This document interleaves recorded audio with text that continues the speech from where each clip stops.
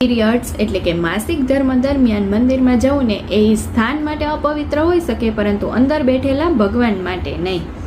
આવો એક નાનકડી વાર્તાથી સમજીએ. પંઢરપુરમાં શ્યામા નામની એક નર્તકી રહેતી હતી. આ નર્તકીની એક દીકરી હતી, તેનું નામ હતું કાન્હોપાત્રા.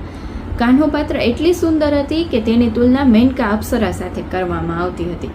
પરંતુ કાન્હોપાત્રા જ્યારે પણ તેની માનું આ વેશ્યાવૃત્તિવાળું જીવન જોતી ને ત્યારે તેને તેના પ્રત્યે ખૂબ નફરત થતી. પરંતુ કાન્હોપાત્રાની મા એવું ઈચ્છતી હતી કે તેની દીકરી પણ તેના માર્ગે ચાલે. હવે તેના ઘરમાં એક દાસી હતી, હવસા. હવસા છે ને ભગવાનની અનન્ય ભક્ત હતી. તેને જોઈને કાન્હોપાત્રા પણ ભગવાન પ્રત્યે આકર્ષિત થાય છે અને પૂજાપાઠ કીર્તન કરવા લાગે છે. અને ધીમે ધીમે તે સંસારના જે મોહમાયા છે તેમાંથી વિરક્ત થઈ જાય છે. આ સમયે જે મુગલ બાદશાહ હતો ને તેને કાન્હોપાત્રાની સુંદરતા વિશે ખબર પડે છે અને તેને પણ કાન્હોપાત્રાને મેળવવાની ખૂબ ઈચ્છા થાય છે અને તે સૈનિકોને મોકલે છે. હવે કાન્હોપાત્રા તેની દાસી હવસાની મદદથી ત્યાંથી ભાગી જાય છે અને સંતો સાથે પંઢરપુરમાં આવે છે.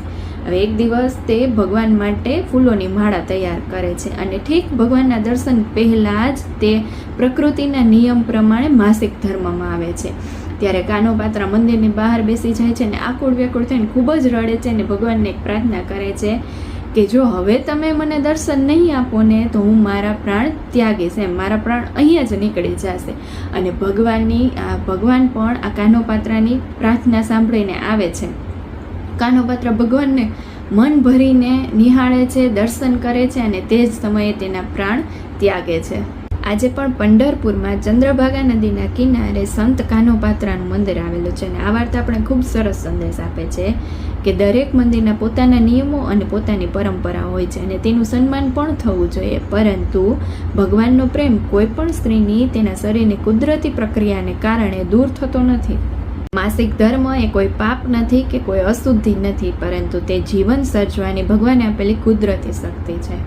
જો તમારે આવી જ વાર્તાઓ જાણવી હોય તો આજે જ અમારી ચેનલને સબસ્ક્રાઈબ કરો અને જો તમને આ વિડીયો જરા પણ ગમ્યો હોય તો આને તમારા મિત્રો સાથે શેર કરો.